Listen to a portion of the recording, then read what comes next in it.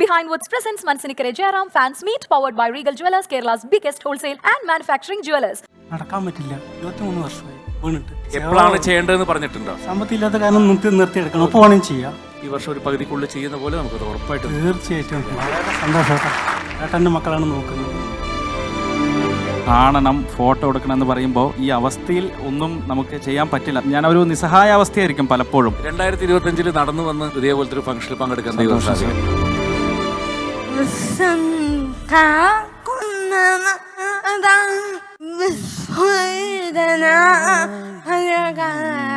ഒരു ലൈൻ പാടുമ്പോ സത്യേട്ടൻ പറഞ്ഞു, ആ ഒരു സ്ഥലത്ത് മാത്രം അറിയാതെ ഒന്ന് കണ്ണു നനഞ്ഞാൽ നന്നായിരിക്കും എടുത്ത് പറഞ്ഞു. അകലാതെ അകലുന്നു സ്നേഹാംബരം, നീ അറിയാതെ പോകുന്നു എന്നൊമ്പരം.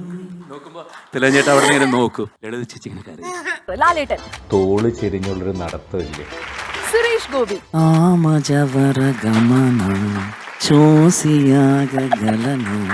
അവൻ എന്നെ പച്ച തെറി വിളിക്കുന്നത്. പൈസ ഉണ്ടാക്കുന്നത് മുഴുവൻ ചാരിറ്റിക്ക് വേണ്ടി കൊണ്ടു കൊടുക്കും. സ്വന്തം മോളുടെ അവിടെ സ്വർണ്ണം എടുക്കാൻ പൈസ ഉണ്ടോ എന്ന് നോക്കില്ല. വേറെ ആർക്കെങ്കിലും കഷ്ടം എന്ന് പറഞ്ഞാൽ അതെടുത്ത് കൊണ്ട് കൊടുക്കും. അതാണ് സുരേഷ്. ദിലീപേട്ടൻ, ഞങ്ങൾ തമ്മിലൊരു ബന്ധം തുടങ്ങുന്നത് പുറകേന്ന് വന്നിട്ട് ഇതിങ്ങനെ, ചേട്ടാ നമസ്കാരം, എനിക്ക് ഒരു മിമിക്രി ഒന്ന് കാണിക്കാൻ പറ്റുമോ? അപ്പൊ ഞാൻ റോട്ടിൽ കൂടെ നടന്നു പോയിക്കൊണ്ടിരിക്കുക. എന്തോ കാണിച്ചു. ഞാൻ പറഞ്ഞു, കൊള്ളാം, നിന്റെ പേരെന്താ? ഗോപാലകൃഷ്ണൻ, വാ എന്ന് പറഞ്ഞ അവനെ കൊണ്ട് ഞാൻ ഒരു ഹോട്ടലിൽ പോയി ചായ മേടിച്ചു കൊടുക്കുന്നതാണ് ഫസ്റ്റ് ബന്ധം. പാലക്കാട് നിന്ന് ജയറാമേട്ടനെ ഒരുപാട് സ്നേഹിക്കുന്നത് ജയറാമേട്ടന് അതാണ്. ജയറാമേട്ടൻ അറിയാതെ ഒരുപാട് മാറ്റങ്ങൾ പുള്ളിയുടെ ലൈഫിൽ ജയറാമേട്ടൻ ഉണ്ടാക്കിയിട്ടുണ്ട് കേട്ടോ. എങ്ങനെയുണ്ട് ഇപ്പൊ കാല്? നടക്കാൻ പറ്റില്ല. 23 വർഷമായി വീണിട്ട്. മയിലിക്കോട് ഏട്ടൻ്റെ മക്കളൊക്കെയാണ് നോക്കുന്നത്. അപ്പോൾ നമ്മുടെ കൃഷ്ണപ്രസാദ് ഏട്ടൻ പാലക്കാട് സഹായങ്ങളും ചികിത്സയ്ക്കും അതല്ലേ ഒരുപാട് ചെയ്യുന്നുണ്ട്. ഓക്കെ, ഒരു സർജറിയും കൂടി നമുക്കിതിൽ വേണം. ഓക്കെ. അപ്പോൾ അതിലാണ് ഏട്ടൻ ഇങ്ങോട്ട് കൂട്ടിയിട്ട് വന്നത്. ജയറാമേട്ടനെ ഒന്ന് കാണണം. ശരി ശരി ശരി ശരി. ഈ സർജറി എവിടെയാ പറഞ്ഞിരിക്കുന്നത്? പാലക്കാട് മുഷിയനിൽ, ജൂബിലി മുഷിയൻ, ജൂബിലി മിഷൻ ഹോസ്പിറ്റലിൽ. ഓക്കെ. ജയറാമേട്ടൻ എപ്പോഴാണ് ചെയ്യേണ്ടതെന്ന് പറഞ്ഞിട്ടുണ്ടോ? അത് നമുക്ക് സാമ്പത്തികമില്ലാത്ത കാരണം നിർത്തിയെടുക്കണം. അപ്പോൾ വേണം ചെയ്യാം. ഓക്കെ. എന്തായാലും ഈ വർഷം ഒരു പകുതിക്കുള്ളിൽ ചെയ്യുന്ന പോലെ നമുക്ക് ഉറപ്പായിട്ടും. തീർച്ചയായിട്ടും വളരെ സന്തോഷം. സിനിമകൾ കാണാറുണ്ട്, തിയേറ്ററിൽ പോയി കാണാൻ പറ്റില്ല. ഒക്കെ എടുത്തിട്ട് വേണം കൊണ്ടുപോകാൻ. ഏട്ടൻ്റെ മക്കളാണ് നോക്കുന്നത്. അതാണ്, ഏട്ടന്റെ മക്കളാണ് നോക്കുന്നതെന്നാണ് പറഞ്ഞത്. അതായത് അച്ഛനും അമ്മയില്ല, ഏട്ടനാണ് പ്രസാദേട്ടൻ. ഓക്കെ, നമുക്ക് സഹായിച്ചു. പിന്നെ ഇത് തീർച്ചയായിട്ടും ചെയ്യാം. വളരെ സന്തോഷം കണ്ടതിലും. അപ്പോൾ ഫോട്ടോ എടുക്കാൻ പറ്റുമോ? ആണ്. അല്ല, ജയറാമേട്ടൻ ഇഷ്ടപ്പെട്ട സിനിമ ഏതാന്ന് പറയണം. ഒരുപാട് ഇഷ്ടപ്പെട്ട പാടിയുണ്ട്. അനിയം ബാബ ചേട്ടൻ ബാബ, അനിയം ബാബ ചേട്ടൻ ബാബ, മേലെ പറമ്പിൽ ആൺവീട്, അങ്ങനെ ഒരുപാട് ഇഷ്ടമുള്ള പടങ്ങൾ. ശരിക്കും തിയേറ്ററിൽ ഓടാത്ത ഒരു സിനിമകളിൽ ഗണത്തിൽ വന്നതാണെങ്കിൽ പോലും പാലക്കാട്ടുകാർക്ക് മാത്രം ഇഷ്ടമുള്ള ഒരു പടമുണ്ട്. ഇതേട്ടാ, പാലക്കാട് ഭാഷ സംസാരിച്ചിരിക്കുന്നത് ഉത്സാഹ കമ്മിറ്റി. പാലക്കാട്ടുകാർക്ക് ഭയങ്കര ഇഷ്ടമുള്ളത്. പാലക്കാട്ടുകാർ ആദ്യം കാണുമ്പോൾ അതാ പറയുക, എവിടെ കണ്ടു പടം കണ്ടിരുന്നു, ഉത്സാഹ കമ്മിറ്റി കണ്ടേ, ഭയങ്കര കാമായിട്ടുണ്ട് പറയുക. അപ്പൊ ഈ പറഞ്ഞ പോലെ ജയറാമേട്ടന്റെ ഫാൻസ് ക്ലബ്ബാണ് എല്ലാ കാര്യങ്ങളും നോക്കുന്നത്. പനയിൽ നിന്നാണ് അദ്ദേഹം ഒന്ന് വീണത്. നമസ്കാരം. ഞാൻ ഏറ്റവും കൂടുതൽ സന്തോഷിക്കുന്ന ഒരു നിമിഷം, ഒരു ജയറാമേട്ടൻ്റെ ആരാധകൻ എന്നുള്ള നിലയിൽ ഷാഹുൽക്ക, എൻ്റെ ഏട്ടൻ പറയും, നീ വലിയൊരു ഭാഗ്യമുള്ള ആരാധകനാണ്, ഞങ്ങൾക്കൊന്നും കിട്ടാത്തത് ജയറാമേട്ടൻ നിനക്ക് ഒരുപാട് നിമിഷങ്ങൾ സമ്മാനിച്ചിട്ടുണ്ട് പറയും. പക്ഷെ ഞാൻ ഇന്ന് എൻ്റെ കല്യാണത്തിന് ജയറാമേട്ടൻ വന്നിട്ടുണ്ട്, ഞങ്ങൾ ഒരുപാട് കാര്യങ്ങൾ വന്നിട്ടുണ്ട്. എങ്കിലും എൻ്റെ മനസ്സിലെന്നും ഒരു തിങ്ങി നിറഞ്ഞ ഒരു സംഭവമാണ് ഈ ഗീതാകൃഷ്ണേട്ടൻ പറഞ്ഞൊരു വ്യക്തി. ഇദ്ദേഹം ജയറാം ഫാൻസിൻ്റെ ആളല്ലേ എന്ന് പറഞ്ഞിട്ടാണ് എന്നെ ഒരു 6-7 വർഷങ്ങൾക്ക് മുമ്പ് വിളിക്കുന്നത്. സാർ, ജയറാമേട്ടൻ്റെ കാണണം, ഫോട്ടോ എടുക്കണം എന്ന് പറയുമ്പോൾ ഈ അവസ്ഥയിൽ ഒന്നും നമുക്ക് ചെയ്യാൻ പറ്റില്ല. അദ്ദേഹത്തിന് ലൊക്കേഷനിലെ തിരക്ക് അറിയാമല്ലോ നമ്മൾ. അപ്പോൾ ഞാനൊരു നിസ്സഹായ അവസ്ഥയായിരിക്കും പലപ്പോഴും. പക്ഷേ ബിഹൈൻഡ് വുഡ്സ് വളരെ ഒരു സന്തോഷം ഇങ്ങനെ ഒരു കാര്യം ചെയ്തതിൽ. അദ്ദേഹം പറയും, നമ്മൾ ചെറിയ രീതിയിലൊക്കെ റെഡിമെയ്ഡ് കാലുകളെല്ലാം വാങ്ങിച്ചു കൊടുത്തിട്ടുണ്ട്. 2025 നടന്നു വന്ന് ഇതേപോലത്തെ ഒരു ഫംഗ്ഷനിൽ പങ്കെടുക്കാൻ ദൈവം സാധിക്കും. വളരെ സന്തോഷം സാർ. എന്താ നടക്കാത്ത കാര്യം? നമ്മൾ വിചാരിച്ചാൽ നടക്കാത്ത എന്താണുള്ളത്? നടക്കും തീർച്ചയായിട്ടും. തീർച്ചയായിട്ടും. Thank you so much. വന്നതിലും കണ്ടതിലും ഒക്കെ സന്തോഷം അറിയിക്കുകയാണ്. താങ്ക്സ് ഏട്ടാ. ഒരു റാപ്പിഡ് ഫയർ റൗണ്ട് ആണ്. കാരണം ജയറാമേട്ടൻ എന്ന് പറയുന്ന ഏറ്റവും സ്പോണ്ടേനിയസ് ആയിട്ടുള്ള ഒരാളുടെ സ്പോണ്ടേനിറ്റി നമ്മൾ ചുമ്മാ ഒന്ന് ജസ്റ്റ് ഫോർ ഫൺ ഉള്ളി എല്ലാം കുറച്ച് അങ്ങനത്തെ ചോദ്യങ്ങളാണ് ഏട്ടാ. ഫുൾ ഫണ്ണായിട്ട് പറഞ്ഞാൽ മതി. ഇപ്പം പിടിച്ച ചോദ്യങ്ങളും ചോദിക്കരുത്. ഇല്ല, വളരെ ഓപ്പൺ ക്വസ്റ്റ്യൻസ് ആണ്. റെഡി? ഫസ്റ്റ് ക്വസ്റ്റ്യൻ ഇതാണ്. ഈ പറയുന്ന ആർട്ടിസ്റ്റുകളിൽ നിന്ന് ഒരു സാധനം മോഷ്ടിക്കാൻ പറഞ്ഞാൽ എന്തായിരിക്കും മോഷ്ടിക്കുക? ആദ്യത്തെ ആർട്ടിസ്റ്റ് മമ്മൂക്ക. മനുഷ്യത്വം. ലാലേട്ടൻ. ലാൽ സാറിൻ്റെ ഒരു ക്വാളിറ്റി ഇങ്ങോട്ട് എടുക്കാൻ തോന്നിയാൽ എപ്പോഴും കൊതിയാവുന്ന ഒന്നുണ്ട്. ആ തോള് ചെരിഞ്ഞുള്ളൊരു നടത്തമില്ലേ, ഒരു ഷൈയായിട്ട് ഇങ്ങോട്ട്. അത് പ്രത്യേകിച്ച് ലാൽ സാറ് ഓഡിയൻസിൻ്റെ ഇടയിൽ കൂടെ ഇങ്ങനെ നടന്നു വരുമ്പോൾ ഉള്ള ഒരു ചെറിയ നാണം കുടുങ്ങിയ മുഖവും ആ തോള് ചെരിഞ്ഞുള്ള നടത്തവും എത്രയോ വർഷങ്ങളായിട്ട് നമ്മൾ എൻജോയ് ചെയ്തുകൊണ്ടിരിക്കുന്നതല്ലേ മലയാളികൾ. അതെനിക്ക് ഭയങ്കര ഇഷ്ടമാണ് കണ്ടുകൊണ്ടിരിക്കുക. അത് ഞാൻ എടുക്കും. സുരേഷ് ഗോപി. സുരേഷ് മനുഷ്യത്വത്തിനേക്കാൾ അപ്പുറത്തൊരു വാക്ക് എന്താ ഇനി പറയുക. എനിക്ക് എൻ്റെ പിറക്കാതെ പോയ എൻ്റെ ജ്യേഷ്ഠനാണ്. അപ്പോൾ ഞാൻ എന്താ ചോദിക്കുക എൻ്റെ ജ്യേഷ്ഠനോട്? എന്തും എൻ്റെ ജ്യേഷ്ഠനോട് ചോദിച്ചിട്ടേ ഞാൻ ചെയ്യാറുള്ളൂ, എന്ത് കാര്യം. ഇപ്പോൾ ലാസ്റ്റ് അദ്ദേഹത്തിന് ഒരു പാട്ട് പാടിയില്ലേ ഞാൻ, റോൾ ചെയ്ത് സാമജവരഗമന പാടിയില്ലേ, അപ്പോഴും ഞാൻ വിളിച്ചു ചോദിച്ചു സുരേഷ് ഇങ്ങനെ, യെസ് അത് നീ പാടണം, അത് ദാറ്റ്സ് യുവർ റൈറ്റ് എന്ന് പറഞ്ഞ് പാടില്ലാതെ ആഴ്ചയിൽ ഒരു 2-3 പ്രാവശ്യമെങ്കിലും അങ്ങോട്ടും വിളിക്കുന്ന എൻ്റെ ഡിയറസ്റ്റ് എൻ്റെ സ്വന്തം ചേട്ടനാണ്. എൻ്റെ മാത്രമല്ല, എൻ്റെ അശ്വതിക്കും ഒരു ചേട്ടനുണ്ടെങ്കിൽ അതാണ്. ഓ സൂപ്പർ. അല്ല, ഞാൻ ഒറ്റ കാര്യം ചോദിച്ചോട്ടെ, അത് പറ്റുമെങ്കിൽ മതി. ഞങ്ങൾക്കൊക്കെ ഭയങ്കരമായിട്ട് ഞങ്ങൾ എൻജോയ് ചെയ്തത്. സുരേഷ് ഏട്ടനും അത് എൻജോയ് ചെയ്തു. അത് ജയറാമേട്ടൻ അയ്യോ എനിക്ക് ശബ്ദമില്ല, ഒരു ചുമ്മാ ഒരു ആക്ഷൻ എങ്കിലും. എന്തായിരുന്നു അത്? ഞാൻ പറഞ്ഞു എൻ്റെ മോനാണ് അതിൻ്റെ പുറകിൽ, അവനാണ് പെട്ടെന്ന് ഇത് വീഡിയോ ഒക്കെ എടുത്തൊക്കെ ചെയ്തു തന്നു.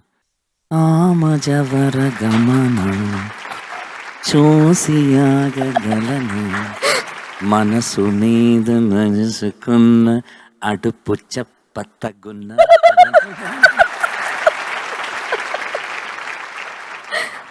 അല്ല, ശരിക്കും സുരേഷ് ഏട്ടൻ കറക്റ്റ് ആയിട്ടാണോ പാടിയതേട്ടാ? കാരണം ആ സിനിമ ജയറാമേട്ടന്റെ കൂടെ പടമാണ് അല്ല വൈകുണ്ഠപുരമലു. വേർഡ്സ് ഒക്കെ കറക്റ്റ് ആണ്. പക്ഷെ കഷ്ടപ്പെട്ടിരുന്നു സുരേഷ് ഏട്ടൻ, പഠിച്ചൊക്കെ പാടും തോന്നുന്നു അല്ലേ? നല്ല ഗായകനാണ്, നന്നായിട്ട് പാടും, ഭയങ്കര സിൻസിയറാണ്, എന്തിനോടും 100% സിൻസിയറാണ്. ഇപ്പോൾ ഒരാൾക്കൊരു കാര്യം ചെയ്യുന്നതും ആ പാവം പൈസ ഉണ്ടാക്കുന്നതും മുഴുവൻ ഇതാണ്. ഇപ്പോൾ സ്വന്തം മകളുടെ കല്യാണമാണ്, ഈ വരുന്ന 17-ാം തീയതി ഗുരുവായൂർ വെച്ച കല്യാണമാണ്. എനിക്കറിയാം രാധിക കഷ്ടപ്പെടുന്നത് ഓരോ കാര്യത്തിന് വേണ്ടിയിട്ടും. ആ പൈസ മുഴുവൻ ചാരിറ്റിക്ക് വേണ്ടി കൊണ്ടു കൊടുക്കും. സ്വന്തം മോളുടെ അവിടെ സ്വർണ്ണം എടുക്കാൻ പൈസ ഉണ്ടോ എന്ന് നോക്കില്ല, കല്യാണത്തിന് ഓഡിറ്റോറിയത്തിന് പൈസ കൊടുക്കാനുണ്ടോ നോക്കില്ല. ആ പൈസ പെട്ടെന്ന് എടുത്തു വെച്ചിരിക്കുന്ന അപ്പം തന്നെ വേറെ ആർക്കെങ്കിലും കഷ്ടം എന്ന് പറഞ്ഞാൽ അതെടുത്ത് കൊണ്ട് കൊടുക്കും. അല്ലാത്തതാണ് സുരേഷ്, 100% സുരേഷ്. അല്ല, എനിക്ക് തോന്നുന്നു ഒരു നല്ല പൊളിറ്റീഷ്യനായി കാണാനായിട്ട് അല്ലേ ജയറാമേട്ട? സൂപ്പറായിട്ട് ആവട്ടെ, അത്രയേ ഉള്ളൂ.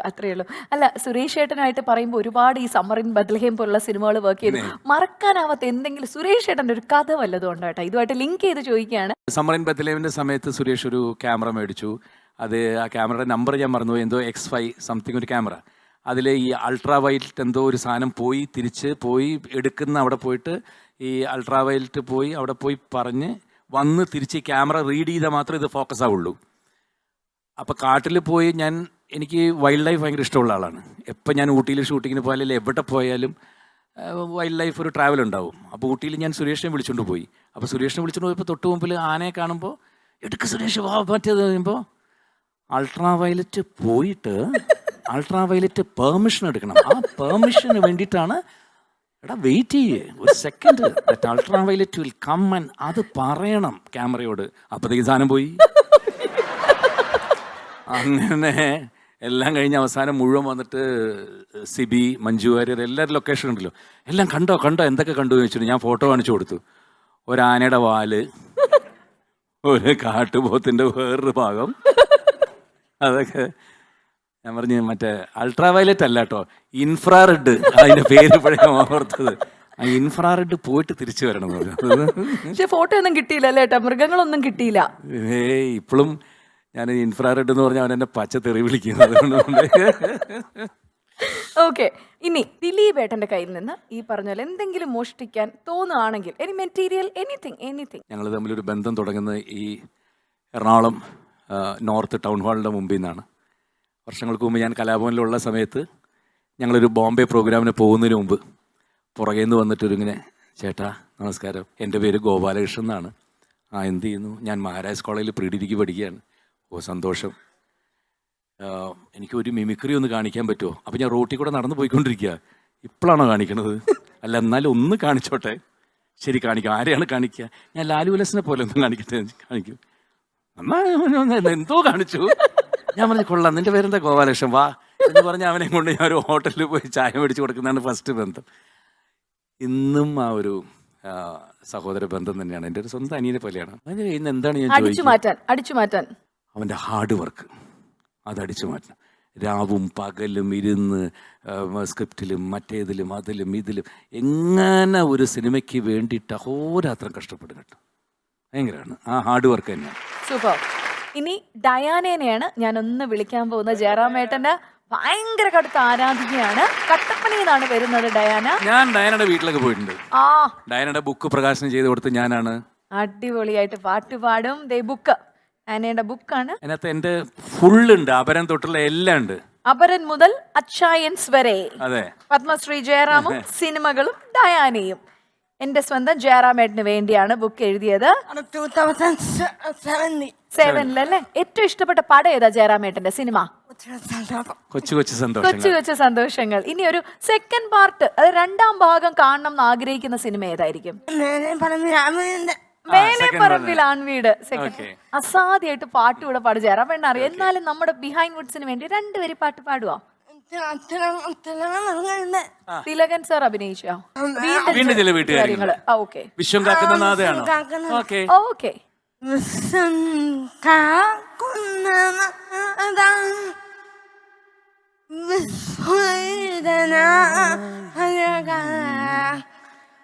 ആത്മാവിലെരിയുന്ന തീയണയ്ക്കും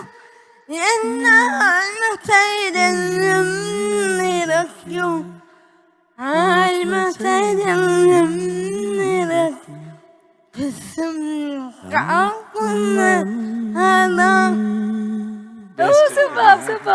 അപ്പൊ ഒസ്ലർ കാണാൻ പോവോ?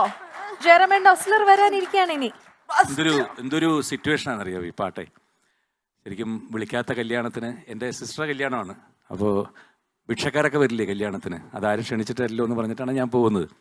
അപ്പോൾ അതിൽ അച്ഛനുമായിട്ട് ഭയങ്കര ഒരു തെറ്റി നിൽക്കുന്ന സമയമാണ്. അപ്പം ഇങ്ങനെ ഒരു ലൈൻ പാടുമ്പോൾ സത്യേട്ടൻ പറഞ്ഞു, ആ ഒരു സ്ഥലത്ത് മാത്രം അറിയാതെ ഒന്ന് കണ്ണ് നനഞ്ഞാൽ നന്നായിരിക്കുന്നതിൻ്റെ അടുത്ത് പറഞ്ഞു. അകലാതെ അകലുന്നു സ്നേഹാംബരം, നീ അറിയാതെ പോകുന്നു എന്നൊമ്പരം. നോക്കുമ്പോൾ തിലഞ്ഞേട്ട അവിടെ ഇങ്ങനെ നോക്കും. ലളിത ചേച്ചി ഭയങ്കര ആണ്. എന്തായാലും ഫീൽ ഉണ്ടാക്കി. ഒസ്ലർ കാണാൻ പോവില്ലേ നമ്മള്? 11-ാം തീയതി കട്ടപ്പനയിൽ ഫസ്റ്റ് ഷോയ്ക്ക് ഫസ്റ്റ് ഷോ അതാണ്. അപ്പൊ എന്താണേലും ഡയനയ്ക്ക് ഒരു വലിയ കൈയടി കൊടുക്കുകയാണ്. നമുക്ക് വേണ്ടി രാവിലെ വന്നിവിടെ ഇരിക്കായിരുന്നു. സ്വീകരിച്ചതിനും എനിക്ക് ഈ വേദി പങ്കെടുക്കാൻ പറ്റിയതിനും പിന്നെ എനിക്ക് ആനന്ദോടും പ്രത്യേകം എല്ലാവരോടും താങ്ക് യു. പ്രത്യേകം നന്ദി. എന്നെ ഇവിടെ വരെ എത്തിച്ചതിന് ഒരുപാട് happy new year. Happy new year. Happy new year. Thank you so much. Bye. Thank you. ഡയനയ്ക്കൊരു കൈയടി എടുക്കാം. ഇവിടെ വരാൻ സാധിച്ചതിൽ വളരെയധികം സന്തോഷമുണ്ട് ജയറാമേട്ടനെ കാണാൻ വേണ്ടിയിട്ട്. പ്രത്യേകിച്ച് എൻ്റെ ഒരു കരിയറിൻ്റെ കാര്യം പറയുകയാണെങ്കിൽ എനിക്ക് ജയറാമേട്ടൻ്റെ ഒരു മൂവിക്ക് വേണ്ടിയിട്ടാണ് മ്യൂസിക് ചെയ്യാൻ പറ്റിയിട്ടുള്ളത്, മൈലാഞ്ചി മഞ്ചുള്ള വീട്.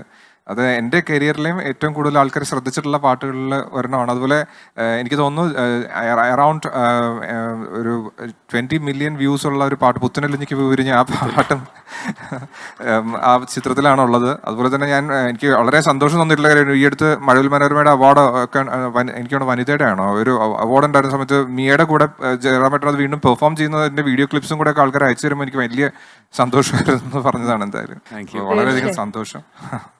എനിക്ക് തോന്നുന്നു അതിന്റെ പിക്ചറൈസേഷനും ഒക്കെ വളരെ മനോഹരമായ ഒരു പാട്ടായിരുന്നു. അല്ല, ജയറാമേട്ടനോട് എനിക്ക് ചെറിയൊരു ക്വസ്റ്റ്യൻ ചോദിച്ചാൽ കൊള്ളാമെന്നുണ്ടായിരുന്നു. അതായത് ഇപ്പൊ ഞാനൊരു മ്യൂസീഷ്യൻ ആയത് കാരണം കൊണ്ട് ജയറാമേട്ടൻ അപരൻ മുതൽ ഇതുവരെ അഭിനയിച്ച ചിത്രങ്ങളിൽ ജയറാമേട്ടന് ഏറ്റവും ഇഷ്ടപ്പെട്ട പാട്ട് ഏതാണ് അഭിനയിച്ച സിനിമകളിൽ?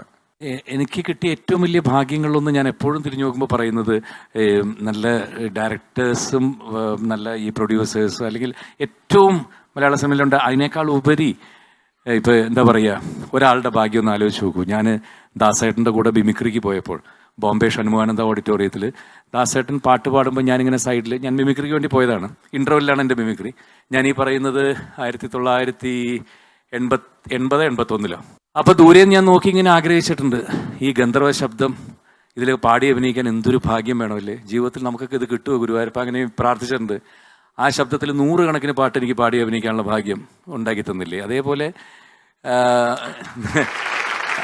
ജോൺസൺ മാസ്റ്ററുടെയും ഔസേപ്പച്ചൻ്റെയും ഇളയരാജ സാറിൻ്റെയും രവീന്ദ്രൻ മാസ്റ്ററെയും എന്തിനാ ഞാൻ ആരെങ്കിലും വിട്ടു, എല്ലാവരുടെയും പേരും വിദ്യാസാഗർ സാറിന്റെ വളരെ ബ്യൂട്ടിഫുൾ ആയിട്ടുള്ള പാട്ടുകൾ, പ്രത്യേകിച്ച് കൃഷ്ണകുടിയിലെ ഒരു പ്രണയകാലത്തിലെ അതുപോലെയുള്ള പടങ്ങളിലെ പിന്നെയും ആണ് ആണ് അന്ന് അത് തന്നെ വെച്ചോളൂ.